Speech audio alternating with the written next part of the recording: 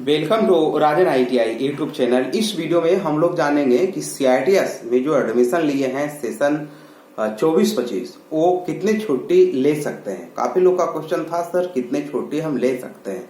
CITS course जो आप कर रहे हैं, आप लोग को हॉस्टल मिल गया होगा या कोई घर से आते जाते होंगे, तो कितने छुट्टी आप NFTI से ले सकते हैं, ये चीजें आपको जानना जरूरी है। नहीं तो ज्यादा छुट्टी होने की वजह से आपको बाद में एक फाइनल एग्जाम में बैठने के लिए नहीं दिया जाता है।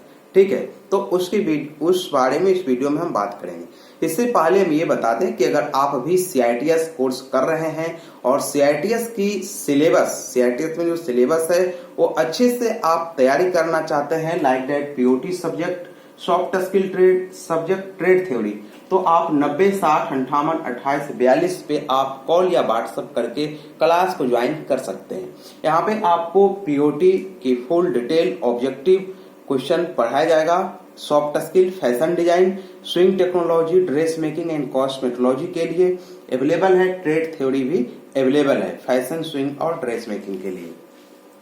POT सभी सब्जेक्ट, सभी ट्रेड के लिए। यहाँ पे हम बात करने वाले हैं, सबसे पहले आप अभी क्लास डेली जाएं, जिससे कि अच्छे से फाइनल एग्जाम की आप तैयारी करें। ठीक है, अगर आपको समझ में नहीं आ रहा है, समझने में दिक्कत हो रही है, तो आप यहाँ ज्वाइन करके क्लास पढ़ सकते हैं। 1 घंटा डेली मॉर्निंग में क्लास होगी, आप यहाँ से तैयारी कर सकते हैं। ये नंबर दिया हुआ है ज्यादा डिटेल के लिए। अब हम बात करते हैं कि देखिए, आपको कॉलेज मिला, हॉस्टल मिल गया। अब कुछ लोग का क्या है कि छुट्टी लेना चाह रहे हैं, तो आपको बता दें कि आपको पता होगा कि कॉलेज में जो है सैटरडे एंड संडे कॉलेज बंद रहती है, छुट्टी रहती है। अगर आपको घर जाना है, ठीक है, तो आप छुट्टी अपना बचा करके रखें।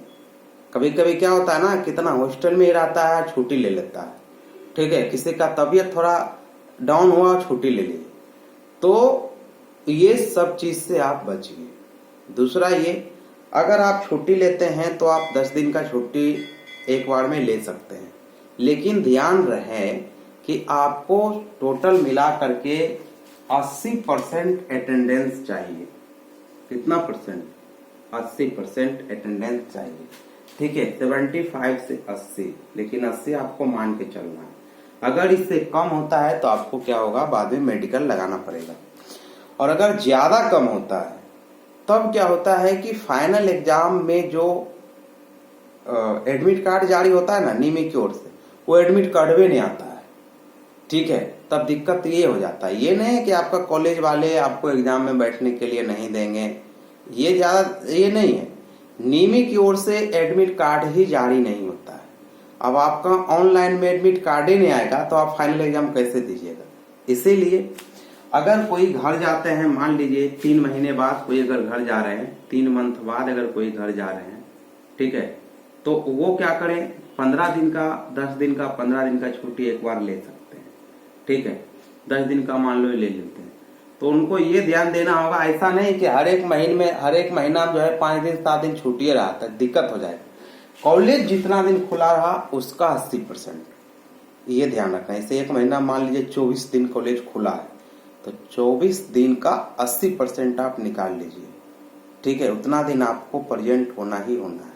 ठीक है, तो ओवरऑल देखें तो मान लीजिए कि अगर कोई दूर के रहने वाले हैं, दूर कॉलेज मिला है, तो 3 महीने में घर जाएं या 4 महीने में जाइए या डायरेक्ट 6 महीने में जाइए, तो ज्यादा छुट्टी ले सकते हैं। लेकिन ध्यान रहे, छुट्टी जो है 80% से कम नहीं होना चाहिए, 75 और 80 के बीच में रहना ही चाहिए।